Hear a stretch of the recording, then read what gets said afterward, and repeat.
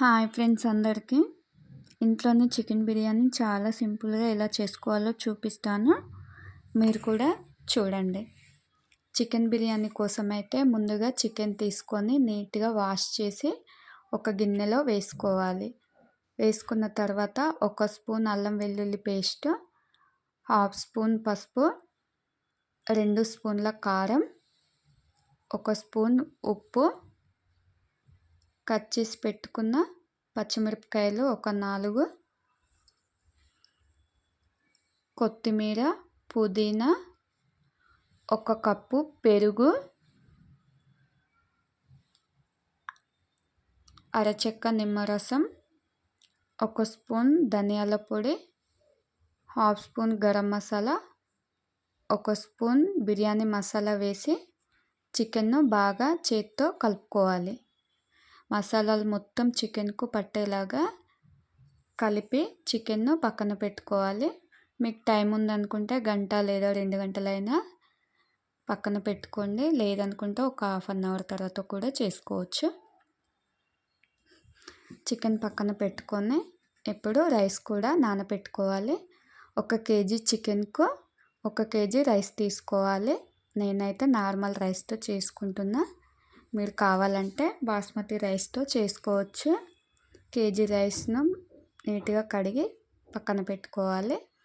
ఇప్పుడు ఇందులో కావాల్సినవి కట్ చేసి పెట్టుకోవాలి. 4 మీడియం సైజు ఉల్లిగడ్డలు, 4 పచ్చిమిర్చి, 1 నిమ్మకాయ, కొత్తిమీర, పుదీనా కట్ చేసి పక్కన పెట్టుకున్న తర్వాత ఇందులోకి కావలసిన మసాలాలు కూడా తీసుకోవాలి.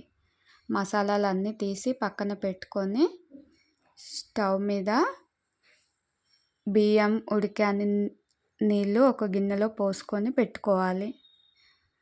రైస్ మంచిగా ఉడకనీకి ఒక పెద్ద గిన్నె తీసుకొని అందులో ఉడికించుకోవాలి. ఇప్పుడు ఇందులోకి మనం తీసి పెట్టుకున్న మసాలాలు బిర్యానీ ఆకు, స్టార్ పువ్వు, దాల్చిన చెక్క, జాజికాయ పువ్వు, కసూరి మేతి, బ్లాక్ ఇలాచి, లవంగాలు,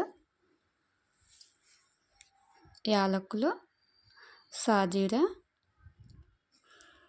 ఇప్పుడు ఇందులోకి మన రుచికి సరిపడినంత ఉప్పు ఇప్పుడే వేసుకోవాలి. రైస్ పొడి పొడిగా రావడం కోసం 1 స్పూన్ నెయ్యి వేసుకుంటున్నా. మీరు కావాలంటే ఆయిల్ కూడా వేసుకోవచ్చు. వేసిన తర్వాత ఇందులో ఒక 1/2 స్పూన్ అల్లం వెల్లుల్లి పేస్ట్ వేసుకోవాలి. మనం కట్ చేసి పెట్టుకున్న పచ్చిమిరపకాయలు, కొంచెం కొత్తిమీర, పుదీనా వేసి ఒక అరచెక్క నిమ్మరసం కూడా పిండుకొని నీటిని బాగా మరగనివ్వాలి. ఎసరు బాగా మరిగిన తర్వాత మనం నానబెట్టుకున్న బియ్యాన్ని ఇందులో వేసి ఒక 80% ఉడికేంత వరకు ఉడికించుకోవాలి.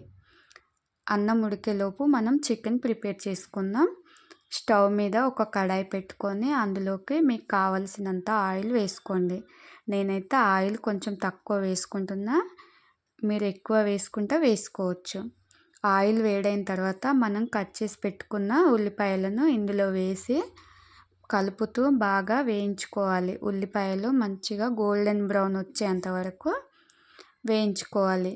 ఉల్లిపాయలు గోల్డెన్ బ్రౌన్ కలర్ వచ్చిన తర్వాత కొన్ని తీసి పక్కన పెట్టుకొని అందులోకి మనం మ్యారినేట్ చేసి పెట్టుకున్న చికెన్ వేసి మంచిగా ఉడికించుకోవాలి. చికెన్ మొత్తం ఇందులో వేసుకొని సాఫ్ట్గా వచ్చేంత వరకు చికెన్ కూడా 80% ఉడికేంత వరకు ఉడికించుకోవాలి. చికెన్, రైస్ మొత్తం 80% వరకు ఉడికించుకోవాలి.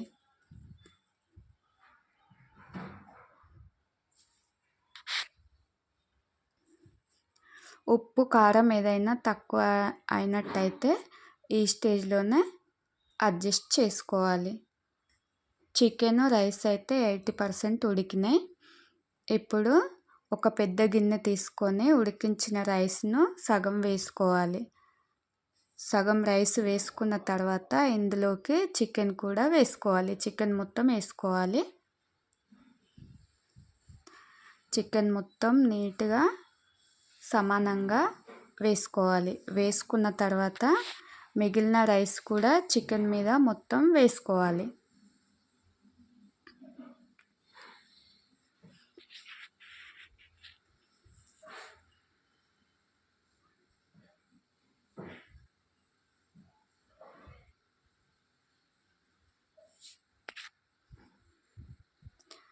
చికెన్ రైస్ మొత్తం వేసుకున్న తర్వాత పైన మనం ముందుగా తీసి పెట్టుకున్న ఉల్లిగడ్డలు, కొంచెం కొత్తిమీర, పుదీనా, నిమ్మరసం, ఇంకొక 2 స్పూన్ల నెయ్యి వేసుకోవాలి. ఒకవేళ మీరు ఫుడ్ కలర్ వేసుకోవాలనుకుంటే ఇప్పుడే వేసుకోవాలి. నేనైతే ఫుడ్ కలర్ వాడట్లేదు. మీరు కావాలనుకుంటే వేసుకోవచ్చు. వేసుకున్న తర్వాత ఒక 20 మినిట్స్ మీడియం ఫ్లేమ్ మీద దీన్ని దమ్ ఇచ్చుకోవాలి. 20 మినిట్స్ ఉడికిన తర్వాత స్టవ్ ఆఫ్ చేసి ఒక 10 మినిట్స్ దాన్ని అలాగే పక్కన పెట్టుకోవాలి. పక్కన పెట్టుకున్న తర్వాత ఒక పెద్ద గిన్నె తీసుకొని అందులోకి వేసుకోవాలి. చాలా బాగా వచ్చిందండి. రైస్ కూడా పొడి పొడిలాడుతూ మంచిగా వచ్చింది. వీడియో నచ్చినట్టయితే లైక్ చేయండి, షేర్ చేయండి. ప్లీజ్ మన ఛానల్ని సబ్స్క్రైబ్ చేసుకోండి. Thank you for watching.